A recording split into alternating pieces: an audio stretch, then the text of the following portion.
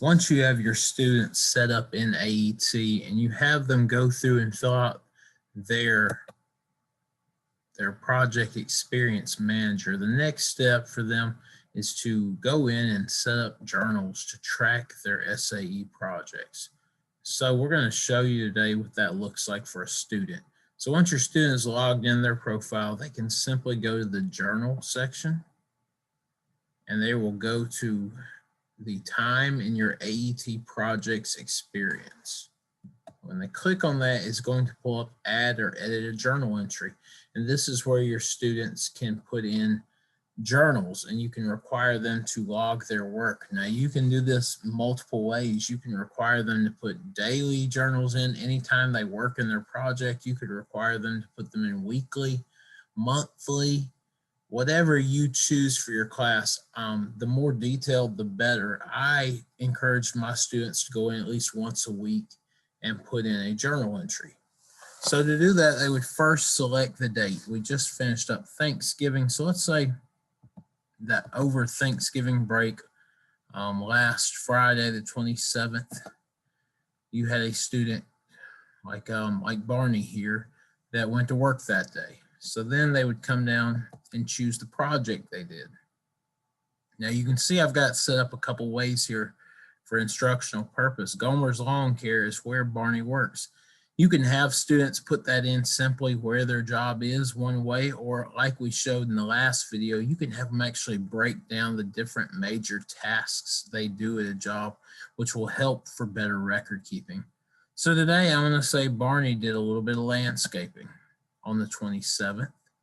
And then this next area is the skills area, and you can have your students go in and put in these skilled standards, these national standards, based off the different clusters and pathways we have in agri-science education. So you might have your students browse through this and select something that fits best. Now Barney was landscaping, so let's just go check out the plant systems.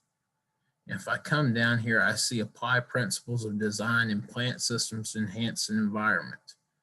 And I might say, okay, Barney, in this day, he evaluated, identified, and prepared plants to enhance the environment. Maybe he was redoing a flower bed, so I would add that. And you can go add as many of these as you would like, or maybe you don't find one that really fits what you did that for that log. So anyway, you would go to save and back to journal entry, and it will insert that in for you.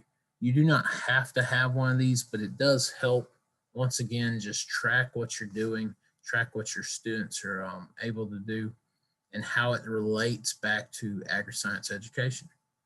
Then you're going to have your students go put in their time for that week.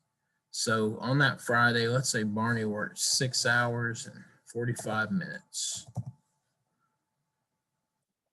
And then you would have them come in and put in a description. Now, I always encourage my students to be incredibly detailed of their description, but for today's purposes, we're just going to put in a short description.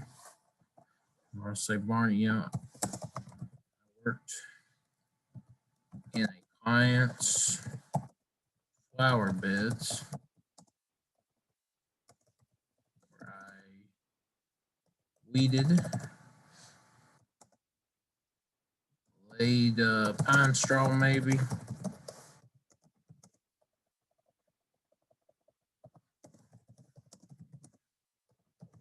planted flowers. Something very simple. Now, your students may have something much more specific. They may even go in there and tell how much money they made in that description. They may go in there and tell a breakdown of the time, breaking down this 6 hours. Maybe they did 3 people's yards that day. So the description is a place to break all that down. Then you could come in here and add a picture if you want to. So we could go to select. You could go through your pictures and find one to put in here. So you can encourage your students to do that as well. We'll just go in here and find a quick picture. We'll go in here and do one of our district maps just for fun here. So you see that the green circle pops up that says the picture should be in there. In just a minute, I'm going to show you how to double check that. And then was this project supervised, and if so, by who? Maybe the child was unsupervised that day. Maybe it's their boss, or maybe you went out and supervised them as a teacher.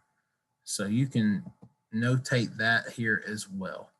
And then you can go and save the journal entry. If you have multiple entries you want to put in, you could go to save and enter another. Today, we're just going to do this one and hit save. Now, once your student has done that, they can go to review your journal entries and they can see all the journals they've put in. So we see a running log for this year 2020 of how many hours Barney has logged and what they're doing in their project. And this is a great way for you as a teacher to check the progress. And we're going to show you that in the next video. I'm going to show you about evaluating students' SAE projects using AET.